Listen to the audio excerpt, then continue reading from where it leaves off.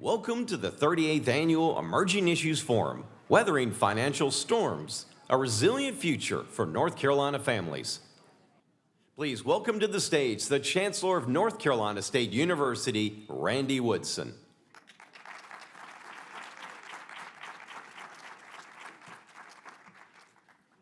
Good morning, everyone. You're so perky.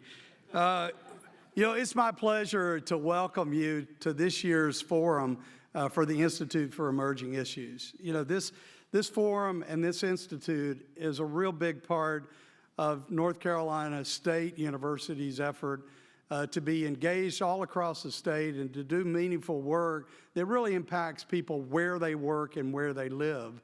And when I think about over the years, the many fora that we've had as a university and as an institute, the work is very meaningful. And this is a place where you're going to hear from experts on the topic of financial resiliency, which is a really important topic for all of us, particularly in these challenging times financially. So you're going to hear from a lot of experts, but we're going to hear from you as well. That's what the hallmark of this conference is. The conference itself is very engaging.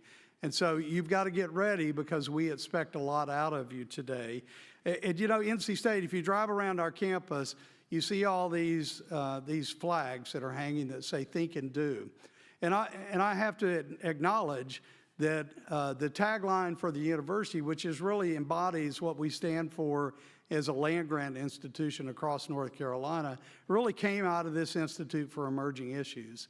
And years ago, Jim Hunt, when he was so involved with the Institute, used to say, "Randy, we don't want to just be," well, he'd grab you. Because you had to get real close. And say, "We don't want to just be a think tank. There are think tanks all over America. We want to be a think and do tank." And that's what the Institute is about. That's what NC State's about. And so I really am grateful that you're all here today. Also, I want to publicly, this is the only time I'll get a chance to do this, I want to publicly thank Jack Cecil for his 20 years of service on the Institute's board and his most recent stint of serving as the chair of the board. So Jack, thank you for everything you've done for NC State, for the state of North Carolina, and for this. Look, he even knows how to do the Wolfpack now. It took a while. We had to get his son here for him to really learn that. But he's so tall, you can't see it. But it's up there. In any event, we're really grateful that you're all here. And one of the great things about being the chancellor of the largest institution in the state is we get an opportunity to help shape young people's lives and help prepare them for a lifelong career, a lifelong commitment to community service, and we hope a lifelong understanding of financial literacy. And increasingly, that's a big part of what we do as an educational institution. And frankly, it's a big part of what a lot of you do in your communities. And I'll just give you a few examples. We have opportunities every year when students are thinking about how to finance their college to have informed conversations with them about what it means to take out debt, what it means to have monthly expenses, and how do you manage your finances. That's one of the reasons we partner with banking institutions. Yes, we appreciate the support of the institution, but we also value their partnership with the university in helping young people become financially literate. We also offer many classes across our campus on personal finance, and it's a big part. And we also have clubs. I tell all of our students, we have 700 clubs. I can promise you there's a club here that will do something that you're interested in.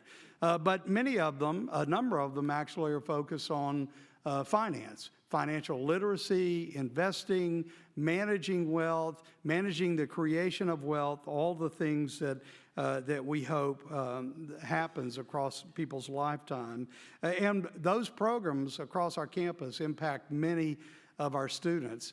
And finally, one of the things that I really do need to acknowledge is that we're a public institution and frankly, a university that has many students that come from limited financial means. And many of our students have challenges with food insecurity. They have challenges with housing insecurity. Raleigh's not, and for all of the Raleigheites that are here, it's not necessarily as affordable as it once was, and it's changing every day. And so we've got a lot of work to do to help our students navigate issues of affordability. And we do a lot for the Wolfpack community as we think about that. And in fact, our Pack Essentials and our food pantry is a big contributor to the success of our students. We also have programs that reach down into the youth of our community. Many of you may not know this, but I'm sure a lot of you do. The largest youth organization in America is 4-H, and North Carolina is the second largest 4-H program in America, second only to Texas. So we touch the lives of a lot of young people through 4-H before they arrive at any institution. I've got 5 minutes left. I appreciate you. Man, I came in this morning, and one said, "Here's your name badge." And it was, with the lanyard, and it just said Chancellor.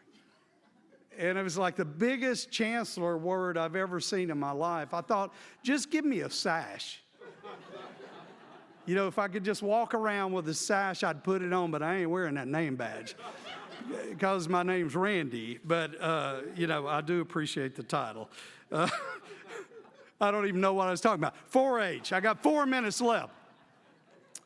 Over the years, since I got 4 minutes left, I'm going to give you a history. 4-H was actually founded in the early part of the last century to educate adults. So this is a little thing. We use youth to indoctrinate adults in America, in case you didn't know this.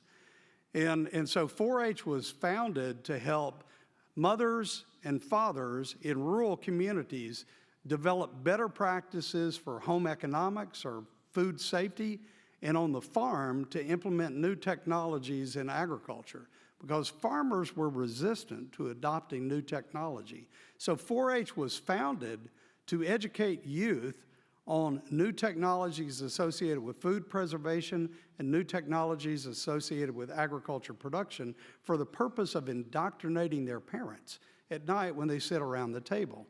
So indoctrinating our parents now with financial literacy through our children is the new modern version of this. And so we spend a lot of time with 4-H youth across our campus talking about a program that my colleagues in the FDIC and others have loaned to 4-H, but we rebrand it as 4-H Real Money, Real World.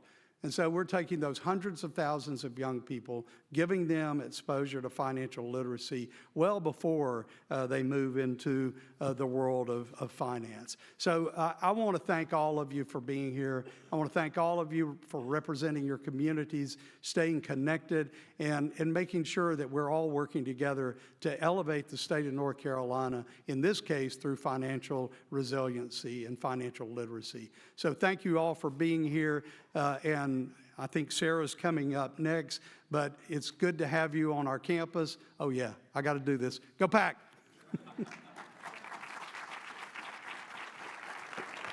Thanks a lot. Thank you so much, Chancellor. I appreciate it. My pleasure. Even as more of us are struggling to make ends meet and credit card balances are rising, the vast majority of us aren't talking about our finances. 62%. Not with our friends, not with our family. In fact, we're more comfortable talking about death and politics than we are our finances.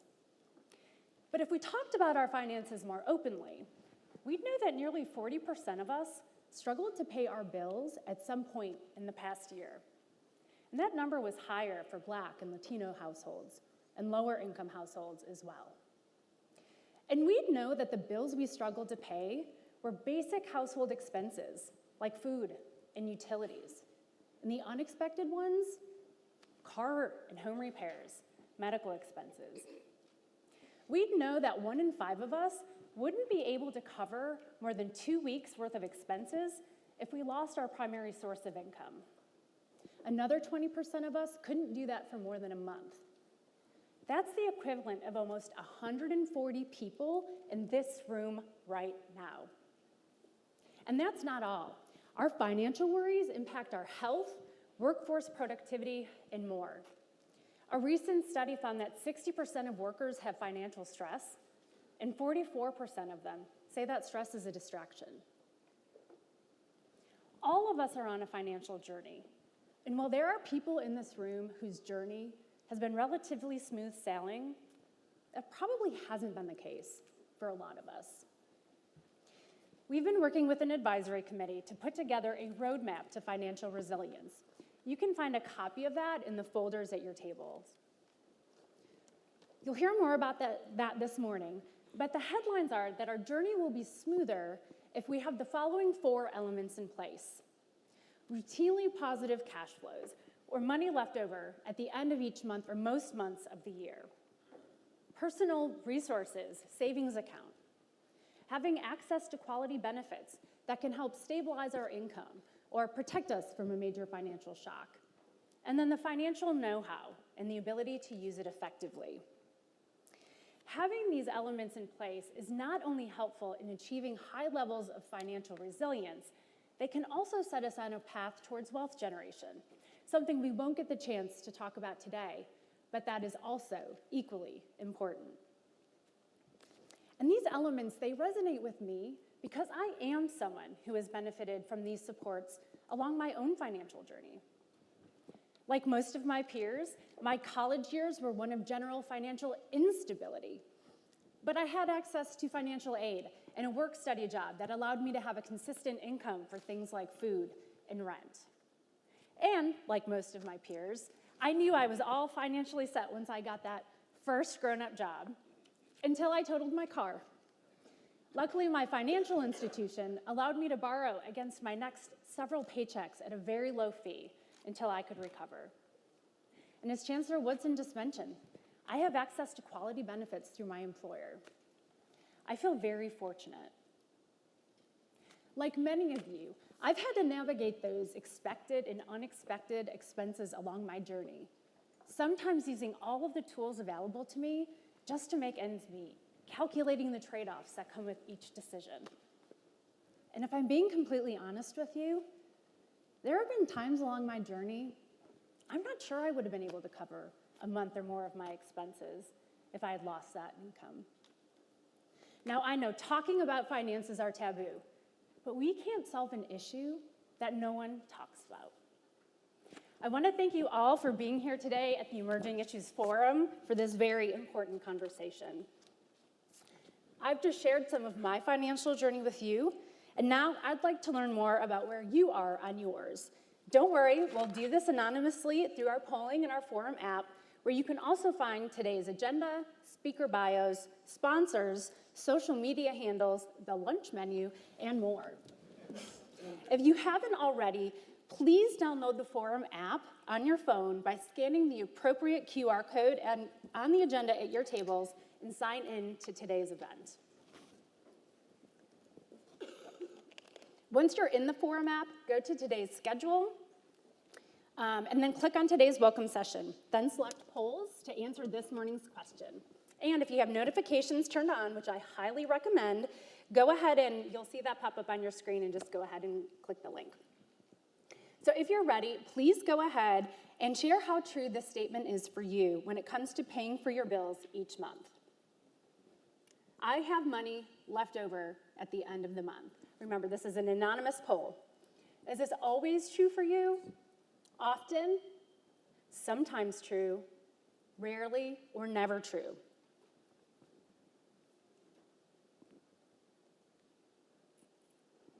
We'll check our results in just a moment. Please continue to add your responses while I go on. Having routinely positive cash flows is one of the key elements of building financial resilience in our roadmap. If you don't have money left over at the end of the month, you can't save for emergencies, much less build wealth. Today, we'll focus our discussion not only on how to help struggling households make ends meet, but also build savings. Throughout the day, we're going to examine all 4 of the roadmap elements, and we encourage you to learn along with us. We also want you to share what you know through lived experience in your personal and professional lives. And there'll be many opportunities to engage with one another throughout the day, during our networking breaks, breakout sessions, unstructured lunch, and the featured forum discussion group in your forum app, which you can find in the community tab. Consider this sort of the chat feature in Zoom. And most importantly, we want you to think about what you will do with the information and connections you make today. While our journeys have all been different, we all have a role to play in strengthening resilience levels across the state. And speaking of journeys, let's check our polling results.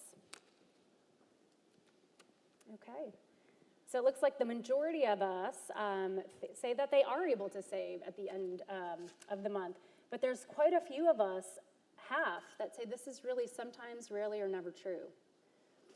If you are among those that find saving money as a struggle, we want you to walk away with ideas on how to make that less of a challenge. And if you work with others who struggle to save, family members and friends, customers and clients, we want you to use what you learn today to support them as well, because we all have a role to play. And now, I'd like to take a moment to thank the corporate and foundation sponsors of this year's forum. Let me thank some of them by name. Our platinum sponsors include Civic Federal Credit Union, Fidelity Investments, the Duke Energy Foundation, and the Duke Endowment. Our gold sponsors are Blue Cross and Blue Shield of North Carolina, the North Carolina Rural Center, and Wells Fargo.